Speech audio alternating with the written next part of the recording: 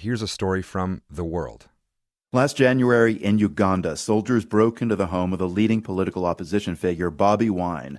That was after the country's aging authoritarian leader, Yoweri Museveni, was declared the winner of a disputed election. BOBI Wine managed to escape with the help of supporters. He joined me from Washington, D.C., and began by describing the moment he realized he had to get out. My home had been surrounded many times. When they raided me this time, I knew they wanted to hurt me, but I had maybe not fathomed it enough. But a week later, they raided again.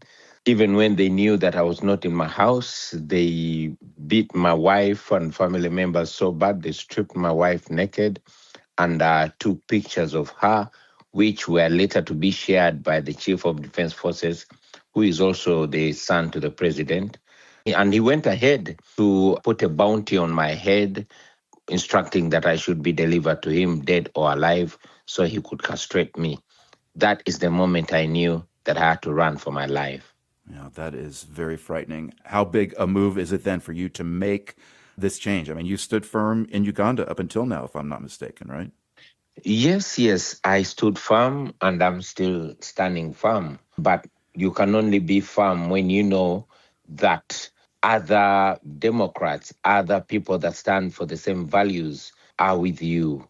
I thought it was very important for me to seek the indulgence of the world, most importantly, the free world, like the United States of America, which is, for all purposes and intents, the wind beneath the wing of the dictatorship in Uganda.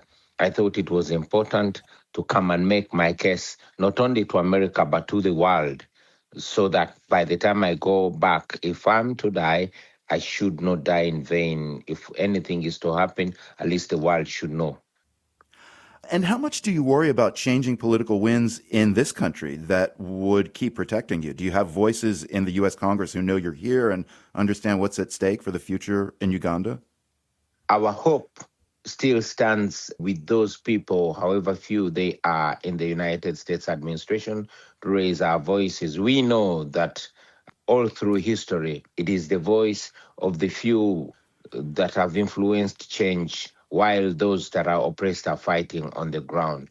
So while those our comrades in Uganda are still standing, holding fort, and trying to ensure that they don't give up, we largely rely on the influence of the United States, well knowing that the Ugandan government depends on the United States decisions.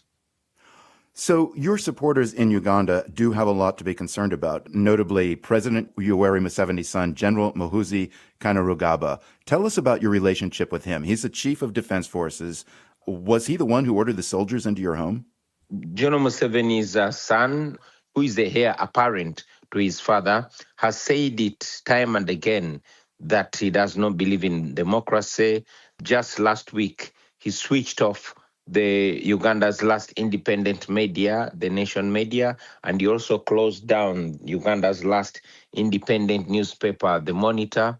He tweeted that he does not believe in free speech. He has many times warned on torturing people, and he has done it, and is not shy to mention it. The most recent victim was abducted 5 days ago, and that is the deputy president of our political party in charge of the Buganda region, was abducted on orders of Muhoozi. As we speak now, his whereabouts are still unknown, and yet the abduction was carried out in full view, live on camera, and it was broadcast on the news. He was intercepted by the police and police traffic, and then gun-wielding men in plain clothes with a car that has no license plate came, shoved him into a car, and drove him away. He has never been seen again. Very many people have disappeared in similar circumstances. Many have been missing for up to 5 years. The same man, President Museveni's son, has killed many of our friends, and he came out just this year to take responsibility. He tweeted and said he has killed only, and underline only, he said he has killed only 24 of my party members, and he wanted the 25th dead body to be me. So he has always come out and made it clear that he's the one carrying out these atrocities. Unfortunately, the world's known democracies, including America, continue to obnob with him. Just recently, a few days ago, the acting ambassador of the United States was standing shoulder to shoulder with General Muhoozi after he abducted the former Lord Mayor of Kampala, who is also a senior lawyer. Yeah, and Bobi Wine, you said that General Kainerugaba, that's Museveni's son, he does not deny these allegations? No, he does not deny these allegations. As a matter of fact, he takes pride in them. If you follow his Twitter handle, he comes out and tweets he ordered the abduction of the former Kampala mayor. Bobi Wine, you're a relatively young politician who has connected with people in Uganda in a very grassroots way as a musician with thoughts about your country. People see you.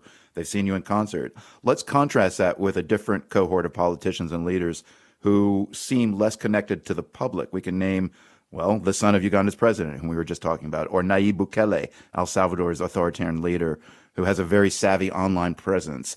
How do you see these young leaders in contrast to yourself? I owe my popularity to the music. My music has always been on social issues. It has always been activist and revolutionary music.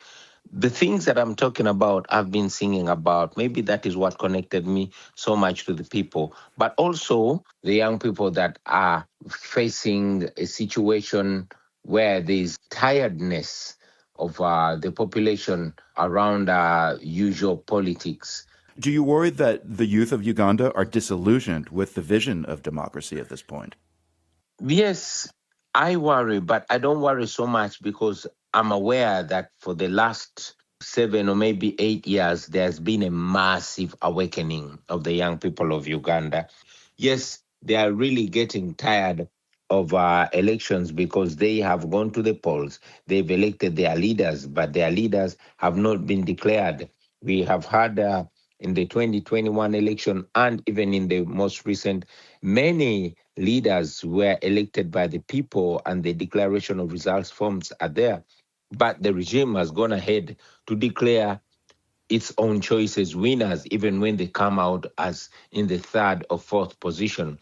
This has made the young Ugandans doubt democracy. We are Democrats. We believe in democracy, but we also know that we alone cannot achieve democracy, that democracy is not a one-country effort. It's an international effort. We are a young country.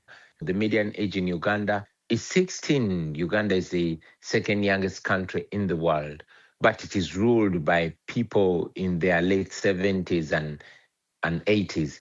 It reminds us that we must focus on institutions that outlive human greed and human interest, that Africa's problem and the world's problem are the leaders that get drunk on power. Bobi Wine is Uganda's leading opposition figure. He joined me from Washington, D.C. From PRX.